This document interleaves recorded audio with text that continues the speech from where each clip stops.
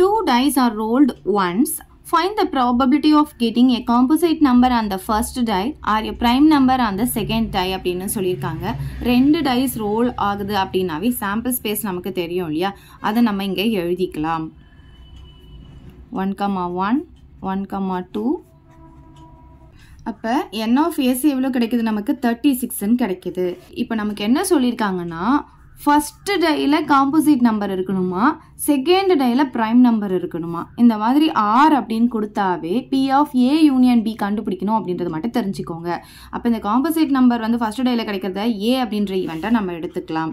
Let A be the event of getting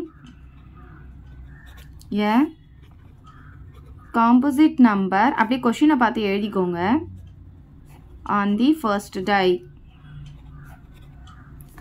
அப்போ ஏல என்னெல்லாம் வரதுக்கான பாசிபிலிட்டி இருக்குது. காம்போசிட் நம்பர்னால் உங்களுக்கு தெரியும், மோர் தென் 2 ஃபேக்டர்ஸ் இருக்கிறத நம்ம காம்போசிட் நம்பர் அப்படின்னு சொல்லுவோம். அவங்க என்ன சொல்லியிருக்காங்கன்னா ஃபர்ஸ்ட் டைல அப்படின்னு சொல்லியிருக்காங்க. இங்கே பாருங்கள், இது ஃபர்ஸ்ட் டை, இது செகண்ட் டை. ஓகே, இது ஃபர்ஸ்ட் டை, இது செகண்ட் டை அப்படின்னு சொல்லும் போது ஃபர்ஸ்ட் டைல 1 இருக்குது. 1 அப்படின்றது என்னன்னா ப்ரைம் நம்பரும் கிடையாது, காம்போசிட் நம்பரும் கிடையாது.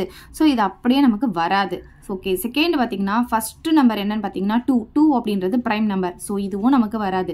3 அப்படின்றதும் ப்ரைம் நம்பர், இதுவும் வராது. இப்போ பாருங்க 4 அப்படின்றது நமக்கு காம்போசிட் நம்பர். ஏன்னா அதுக்கு மோர் தென் 2 ஃபேக்டர்ஸ் இருக்குது. 1 டேபிளில் வரும், 2 டேபிளில் வரும் அண்ட் 4 டேபிளையும் வரும். அதனால இது காம்போசிட் நம்பர். அப்போ இந்த ரோல் இருக்கிறது ஃபுல்லாகவே நமக்கு வரும். ஸோ எழுதிக்கலாம் 4,1 4,2 4,3 4,4 4,5 4,6.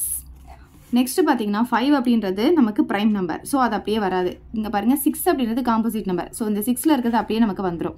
6,1 6,2 6,3 6,4 6,5 6,6.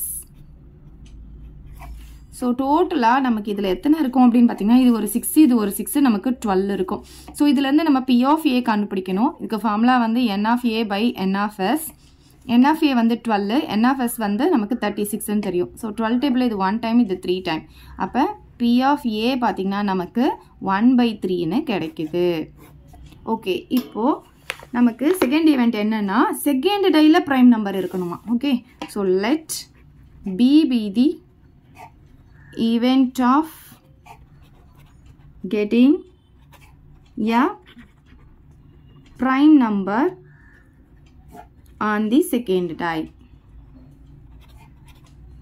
ஓகே, அப்போ பியில் என்னெல்லாம் வரதுக்கான பாசிபிலிட்டி இருக்குன்னு பார்க்கலாம். செகண்ட் டையில் நமக்கு ப்ரைம் நம்பர் வரணும்.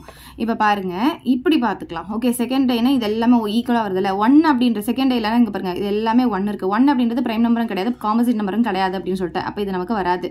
2 அப்படின்றது என்னென்னு பார்த்தீங்கன்னா நமக்கு ப்ரைம் நம்பர் தான். ஸோ இங்கே இருக்கிறது எல்லாமே நமக்கு வரும். இது அப்படியே எழுதிக்கலாம், இந்த காலம் அப்படியே எழுதிக்கலாம். 1,2 2,2 3,2 4,2 5,2 6,2. ஓகே, நெக்ஸ்ட் பார்த்தீங்கன்னா 3 அப்படின்றதும் நமக்கு ப்ரைம் நம்பர் தான். ஸோ இது அப்படியே நமக்கு வந்துடும். 1,3 2,3 3,3 4,3 5,3 6,3. நெக்ஸ்ட் பார்த்தீங்கன்னா செகண்ட் டையில் 4 இருக்குது. 4 அப்படின்றது என்னென்னா நமக்கு காம்போசிட் நம்பர். ஸோ இதை நம்ம எடுக்கக்கூடாது. 5 அப்படின்றது என்னென்னு பார்த்தீங்கன்னா நமக்கு ப்ரைம் நம்பர், இதை எடுத்துக்கணும். 6 வந்து காம்போசிட் நம்பர், இதை எடுக்கக்கூடாது. அப்போ இது மட்டும் தான் நமக்கு வரும். இந்த 5ல் இருக்கிறது மட்டும் அப்படியே எழுதிக்கலாம்.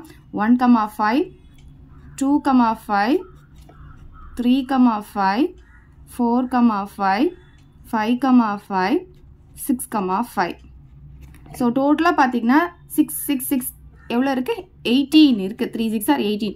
ஸோ N of B பார்த்தீங்கன்னா 18 இருக்குது. இதுலேருந்து நம்ம P of B கண்டுபிடிக்கணும்.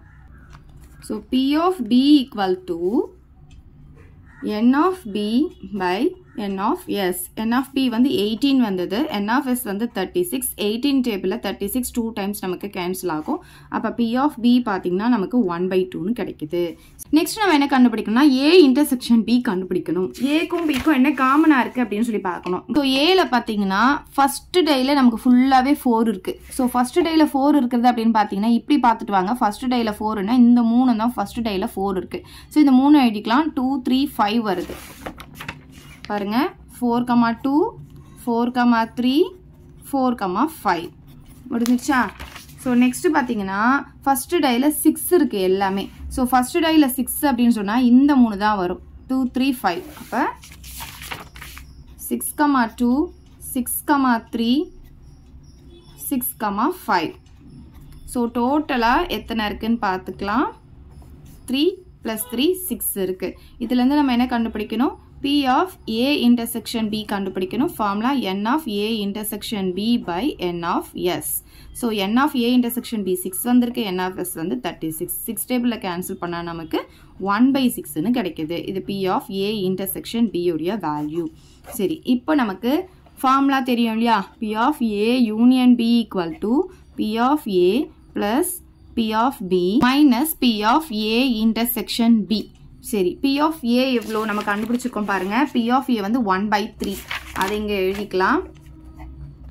P of B பாருங்க 1/2 minus P of A intersection B பார்த்தீங்கன்னா 1/6.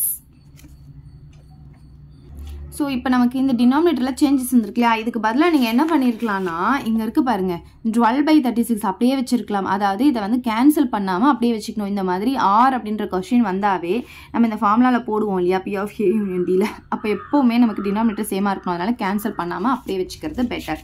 சரி, இப்போ நம்ம போட்டுட்டோம். இப்படியே கூட நம்ம போட்டுக்கலாம். ஸோ இப்போ நமக்கு இதுக்கு எல்சிஎம் என்ன கிடைக்கும்னு பார்த்தீங்கன்னா 6ன்னு கிடைக்கும். ஏன்னா பாருங்கள் 3 2 6. இதுக்கு நாங்கள் எல்சிஎம் எடுத்திங்கன்னா 1 2 இங்கே பார்த்தீங்கன்னா 2 வரும் இல்லையா? அதுக்கப்புறம் 2 டேபிள் எடுத்திங்கன்னா 1 1 1. அப்போ 6 தான் கிடைக்கும். இப்போ பாருங்கள் ஃபர்ஸ்ட்டு டேர்ம் இன்ட்டு 6 போட்டிங்கன்னா இது எத்தனை டைம்ஸ் கேன்சல் ஆகும்? 2 டைம்ஸ். இங்கே இன்ட்டு 6 போட்டிங்கன்னா 3 டைம்ஸ். மைனஸ் இன்ட்டு 6 பார்த்தீங்கன்னா 6 6 கேன்சல் ஆகிட்டு 1 வரும். அப்போ எவ்வளோ கிடைக்கும்னா 5.